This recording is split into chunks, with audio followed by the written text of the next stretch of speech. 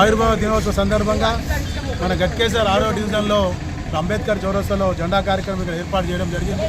ఈ కార్యక్రమానికి పెద్ద ఎత్తున మన బీఆర్ఎస్ పార్టీ కార్యకర్తలు, నాయకులు, మాజీ వైస్ చైర్మన్, మాజీ కౌన్సిలర్లు, ఉద్యమకారులు, పార్టీ కార్యకర్తలందరూ కూడా విచ్చేసి ఈ కార్యక్రమాన్ని జయప్రదం చేసినందుకు అందరికీ ప్రత్యేకంగా నమస్కారాలు, ధన్యవాదాలు।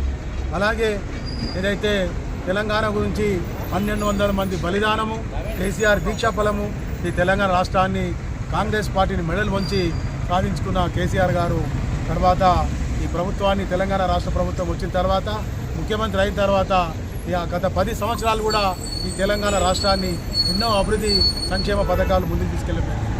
ఉదాహరణకు మిషన్ కాకేత ద్వారా చెరువులు బాగా చేయడము, మిషన్ భగీరథ ద్వారా ప్రతి గ్రామానికి, ప్రతి ఇంటికి కూడా నీళ్ళు ఇవ్వడము, అలాగే మన ఉద్యమకారులకు కానీ, అక్కడ మన సంక్షేమ పథకాలు కానీ, అన్ని పథకాలు, కళ్యాణ లక్ష్మి కానీ, షాదీ ముబారక్ కానీ, మన పింఛన్లు కానీ, ఏదంటే అది కూడా ఈ తెలంగాణ రాష్ట్రానికి 10 సంవత్సరాల నుండి అన్ని కార్యక్రమాలు చేసిండు మన కేసీఆర్ గారు। కానీ దురదృష్టవశాతం కాంగ్రెస్ పార్టీ మాయమాటలు నమ్మి ప్రజలు ఎన్నో 420 గ్యారెంటీలు, 420 హామీలను కాంగ్రెస్ ప్రభుత్వం ఇచ్చి ప్రజలను మోసం చేయడం జరిగింది।